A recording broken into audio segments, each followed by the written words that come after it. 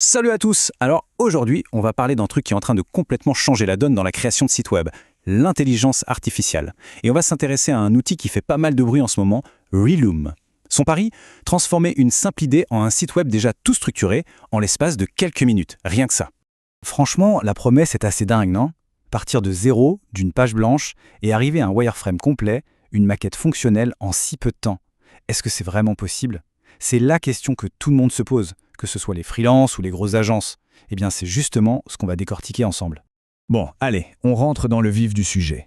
Le point de départ de n'importe quel projet web, c'est souvent ça. La fameuse angoisse de la page blanche.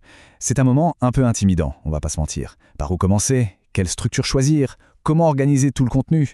C'est précisément ce premier obstacle, ce premier mur que Reloom veut faire sauter. Parce que, soyons honnêtes, la méthode classique, c'est long. C'est même parfois une vraie galère de construire la structure, le sitemap, puis le wireframe, on avance un peu à tâtons. Reloom, lui, arrive et prend le problème à l'envers. L'IA va piocher dans une bibliothèque gigantesque de composants pour proposer dès le départ une structure qui tient la route. Et là, le gain de temps, il est juste énorme. Et la solution, la voici, Reloom AI. Faut savoir qu'à la base, Reloom c'était surtout connu pour sa bibliothèque de composants pour Webflow. Mais ça, c'était avant. Aujourd'hui, c'est devenu une plateforme bien plus complète qui a mis l'intelligence artificielle vraiment au cœur de tout le processus de création. Alors, pour que ce soit bien clair, Relument, c'est quoi? En gros, on lui donne une petite description, un texte tout simple, et à partir de ça, paf, il génère un plan de site complet, un sitemap, et ensuite une maquette visuelle, le fameux wireframe. Mais le truc vraiment crucial, c'est que cette maquette, elle n'est pas vide. Non, elle est déjà remplie avec du texte pertinent écrit par l'IA, et elle est prête à être envoyée dans les outils qu'on connaît tous, Figma et Webflow. Et attention, on ne parle pas d'un petit outil confidentiel, on parle de plus de 250 000 sites web qui ont déjà été construits avec Reloom. C'est un chiffre assez impressionnant. Ça montre bien que la méthode a été validée, adoptée par une vraie communauté de pros partout dans le monde.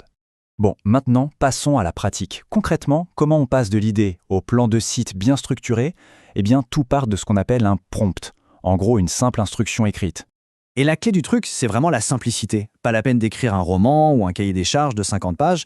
Non, juste une description courte et claire de l'entreprise, de ce qu'elle fait, de ses objectifs pour le site, et c'est tout. On laisse l'IA faire le gros du boulot. Tiens, prenons un exemple. Imaginons une salle de sport fictive. On va l'appeler Movement. On pourrait juste écrire « C'est un centre de coaching haut de gamme pour des athlètes à Sydney. L'objectif, c'est de choper de nouvelles inscriptions. Il faut des pages pour les coachs, un blog et les services. Voilà. C'est simple, c'est direct, et c'est tout ce dont l'IA a besoin. Le processus, il est super simple, en 3 temps. 1. On écrit notre fameux prompt. 2. On clique, et l'IA nous sort une proposition de sitemap. Et quand je dis sitemap, c'est avec toutes les pages et même les sections à l'intérieur de chaque page. Et 3. On jette un œil, et on peut tout ajuster hyper facilement. Renommer un truc, virer une section, avant de passer à la suite. Et c'est là vraiment là que ça devient un peu magique. Une fois qu'on est content avec notre plan de site, on le transforme en quelque chose de visuel, de concret. Parce que c'est ça la vraie question. Un plan, une liste de pages, c'est une chose. Mais qu'est-ce qui se passe quand, en un seul petit clic, tout ça se transforme en un vrai wireframe? C'est là que tout prend forme, c'est là qu'on commence vraiment à voir le site. Et le résultat, le voilà. On n'a pas juste des boîtes grises vides, non. On a un wireframe complet. Et le truc génial, c'est que le texte est déjà écrit par l'IA. Fini le lorem ipsum qui ne veut rien dire. La structure est super pro, basée sur plus de 1000 composants différents. Et bien sûr, tout est déjà pensé pour s'adapter parfaitement aux mobiles et aux tablettes. Ok, donc on a notre wireframe, on l'a un peu peaufiné dans Reloom. L'étape d'après, c'est de l'intégrer dans notre workflow habituel, que ce soit pour le design ou pour le développement. Et là encore, c'est d'une simplicité, mais vraiment déconcertante. On choisit une page, on clique sur copier vers Figma ou copier vers Webflow et on va directement coller ça dans notre projet. Il n'y a même pas de fichier à exporter ou de trucs compliqués à faire. Ah, et en détail super important pour les connaisseurs, tout ce que Reloom génère est basé sur une méthode d'organisation qui s'appelle Client First. C'est une convention très connue dans le milieu. Concrètement, ça veut dire que le projet est propre, hyper bien structuré et super facile à maintenir et à faire évoluer plus tard.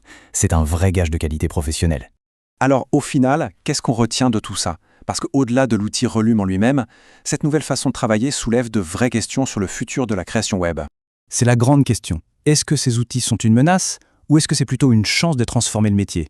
En automatisant toutes les tâches un peu ingrates de construction, ça libère un temps fou pour se concentrer sur ce qui compte vraiment, la stratégie, le branding, l'expérience. L'IA n'est peut-être pas là pour remplacer les créatifs, mais pour les augmenter. C'est une réflexion passionnante pour l'avenir du métier. Merci d'avoir suivi cette analyse.